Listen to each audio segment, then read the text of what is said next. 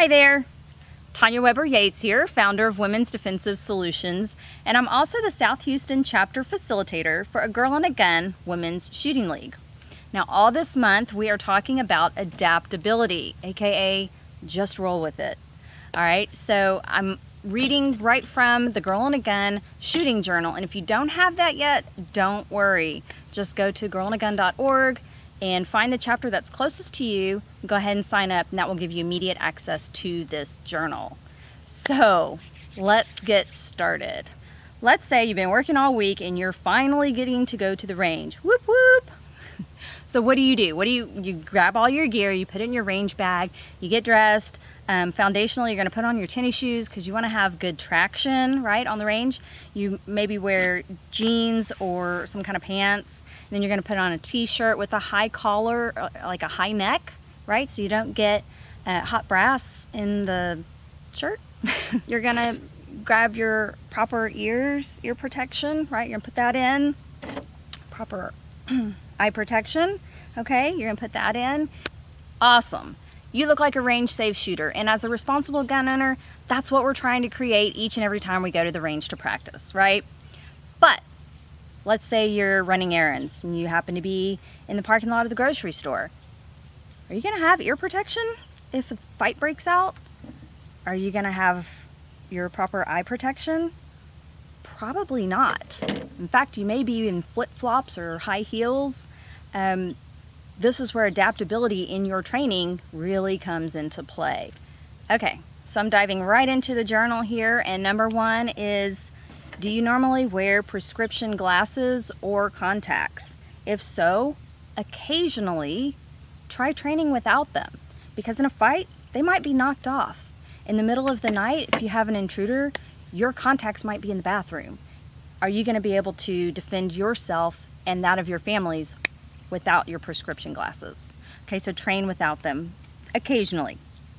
Number two, what does your environment look like to you? Do you have small children that you would have to get to safety before you can engage a fight?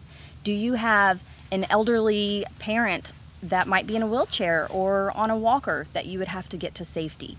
What about a special needs person that is close to you in your life? Okay, so let me walk you through my environment. I have two small kids, usually with me when I'm out running errands, and we talk about this before we get out of the car, you know, so that they can get into the proper mindset of transitional spaces are a time to be serious and pay attention, okay? So as soon as we get out of the car, my word is formation. They know that my right hand, which is my draw hand, is always free of anything. I have no keys, no nothing in this hand. My handbag goes over my left shoulder, and it's braced in between my ribs and my elbow. Then my smallest daughter is holding my left hand. Then my oldest daughter is holding her hand. So we kind of act like a train walking in. No horseplay. I mean, these are things that we really have to keep training on each and every time. Okay, so then when we come out of the grocery store, I used to have my youngest daughter sit in the kid's seat in front, and her responsibility was to be my eyes behind me. She would just watch to see if anyone was approaching us quickly, and that was her job. I mean, give kids a job, and then it will take them off of looking down at their feet and that kind of thing. Fighting with their sister. And my other child, her job is to, when she was younger, when she was smaller, her job was to kind of see under the cars to see if there was anybody there. And I've never encountered anyone under our car waiting for us, but you know, just give them a job. You never know. Now her job, as she's getting older, actually both of their jobs are to look at inside the cars at bystanders and just see which cars are running, who might be staring at them. This will really start to develop their mindset going forward to pay attention and notice people that might be noticing them. You know, one thing my family does is we have a code word, and it's just one word because in a threat, I'm not going to be remembering a whole sentence of things to tell them what to do. So my word to them is ears. And we actually do practice this in the parking lot. So when they hear that, they immediately put their hands on their ears, and the oldest one is responsible for getting the younger child to safety, which could be in between two cars or behind a car, in the bushes, you know, wherever.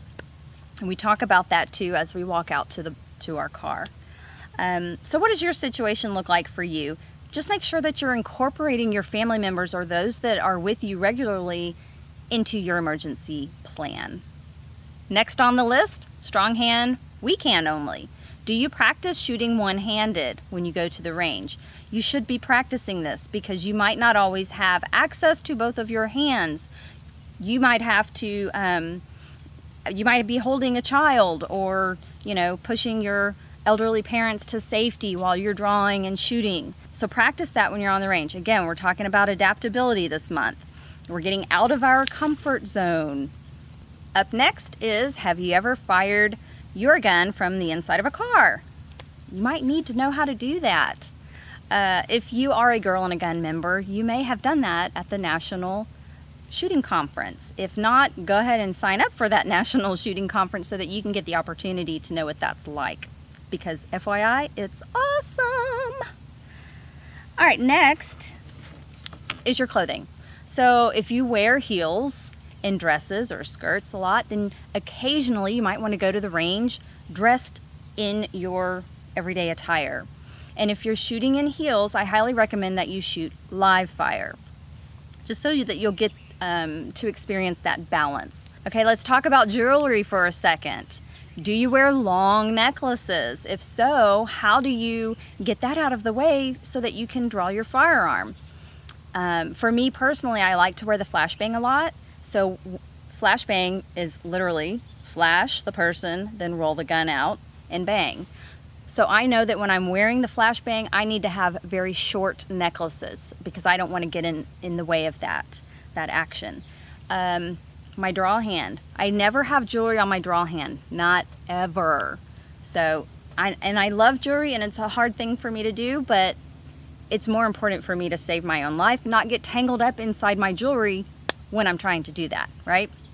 Another thing you might want to think about is your hair. When you go to the range, do you wear your hair back in a ponytail? Maybe you have a ball cap so that any brass doesn't get stuck up inside your eye protection. But is that how you wear your hair normally?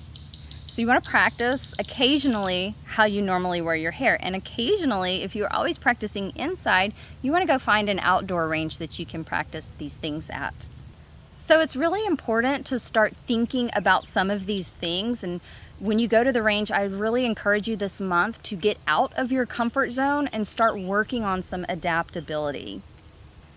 Okay, so if you found this video helpful, hit the like button and move on to my next video where we go through some actual live fire and dry fire drills out of the shooting journal. Until next time, bye-bye.